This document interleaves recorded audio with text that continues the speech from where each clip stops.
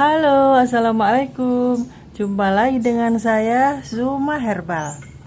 Selamat pagi teman-teman, apa kabar? Semoga Anda semuanya senantiasa diberi kesehatan ya.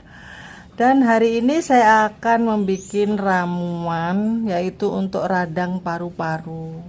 Sekarang ini lagi musim batuk di mana-mana karena batuk yang berkepanjangan bisa juga menyebabkan atau menimbulkan peradangan di paru-paru. Nah, ini akan saya kasih resepnya aja ya, langsung untuk penyebabnya dan akibatnya kalian lihat sendiri ya.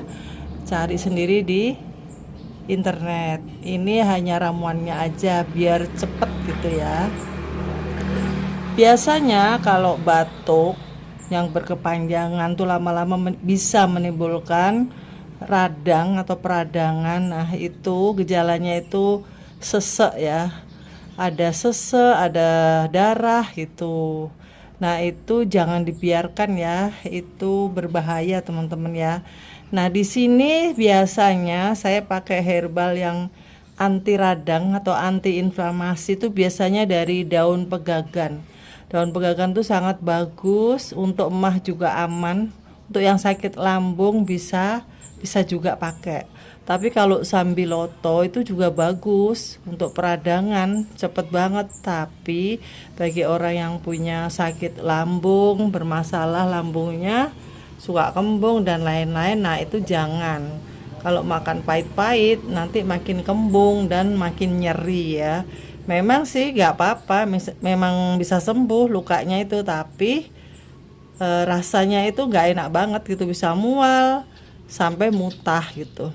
Jadi yang paling aman adalah pakailah daun pegagan saja. Daun pegagan itu mempunyai khasiat cepat menyembuhkan luka, kemudian dia anti peradangan, dan dia juga mengandung kolagen 1, jadi bisa cepat menyembuhkan luka. Nah, kemudian peradangan lagi. Jadi kalau kita bikin ramuan itu harus ada 3 kondimen yang fungsinya itu sama. Jadi 3 itu nanti akan bersinergi atau akan saling menunjang gitu ya. Nomor 2-nya ialah kunyit ya teman-teman ya. Kunyit dapur itu juga bagus untuk anti radang. Jadi selalu gunakan kunyit. Untuk takarannya nanti ya. Kemudian setelah itu anti peradangan sudah 2 ya. 1 lagi kalau ada daun sambung nyawa. Tapi daun sambung nyawa ini efeknya bisa menurunkan tekanan atau tensi.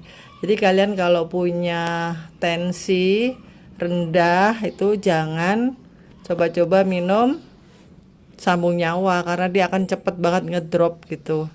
Jadi memang sebaiknya kalian itu ikutlah pelatihan herbal atau kalian langsung aja konsultasi ke herbalis yang sudah berpengalaman biar tidak salah racik ya teman-teman.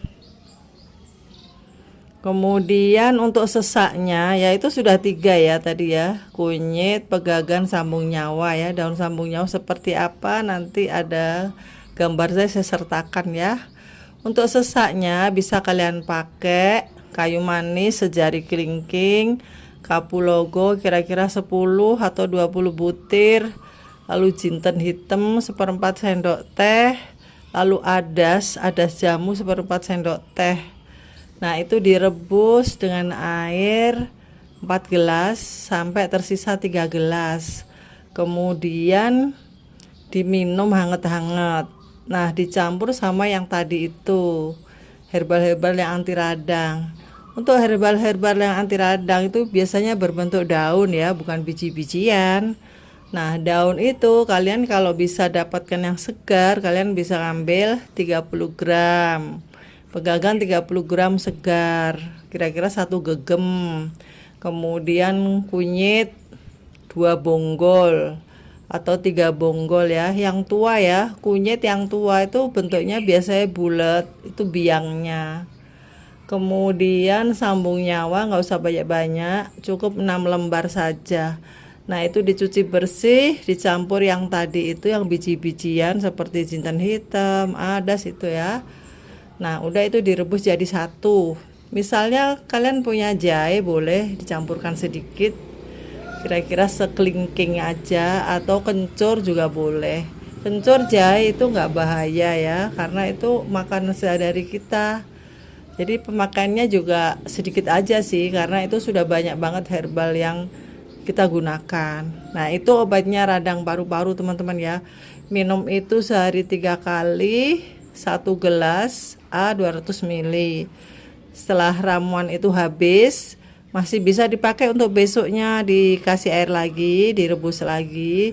Caranya ngerebus itu harus tertutup ya. Ditutup dengan api kecil, pancinya non aluminium ya. Perhatikan ya, pancinya nggak boleh aluminium. Jadi pakailah panci kaca atau panci dari tanah liat itu. Panci beling tuh boleh, panci yang dicat cat putih itu yang mereknya apa itu yang dari Jawa Sidoarjo itu boleh. Karena panci aluminium itu merupakan logam terbuka yang nantinya itu dikhawatirkan bisa meracuni herbal tersebut, karena herbal sendiri itu mengandung zat-zat kimiawi yang kalau ketemu dengan aluminium logam terbuka itu bisa membahayakan gitu ya. Nah, oke teman-teman, untuk makanannya, untuk nutrisinya, bagi kalian yang diabetes terus punya radang paru juga, tetap saya ingatkan makanlah zero karbo. Zero karbo itu gampang kok teman-teman, nggak harus mahal ya. Contohnya nih, pagi hari kalian sarapan tahu, kalau nggak suka telur ya, tahu aja sama sayuran, dioseng-oseng, ditumis, nggak pakai nasi. Pasti alasannya bilang, oh, saya lemas nanti kalau nggak pakai nasi. Minum VCO ya, jadi tenaga kita itu kita ganti dengan lemak gitu. Kemudian makan siangnya nanti sama hewani, kemudian sayur. Itu bagi orang yang diabetes ya. Bagi kalian yang tidak ada diabetes, ya makannya seperti biasa aja. Bagi Anda yang diabetes, selalu saya ingatkan, makanlah selalu rendah karbo. Kemudian skip semua karbo kalau bisa, gula-gula apalagi. Diganti dengan lemak. Energi kita itu akan diganti dengan lemak, yaitu kita makan tinggi lemak. Lemaknya itu lemak yang baik seperti alpukat, seperti hewan-hewan gitu kayak ikan laut, itu juga mengandung lemak omega 3. Nah, itu bagus, bukan minyak-minyak yang seperti kayak minyak goreng yang sudah berulang-ulang dipakai, bukan itu ya maksudnya. Nah, untuk jelasnya bagi kalian yang ingin sembuh dari diabetes tanpa obat, Anda bisa, saya sarankan ikut diet mentoring aja di Zuma Herbal, supaya Anda benar-benar bisa mendapatkan insya Allah sembuh tanpa obat. Oke teman-teman, cukup sekian aja ya. Bagi Anda yang belum subscribe, silahkan subscribe dan share resep-resep saya ini ke saudara-saudara, teman-teman kalian yang sedang sakit. Dan ini memang musimnya orang sakit batuk ya. Cobain aja resep saya tadi ya. Oke, sampai jumpa.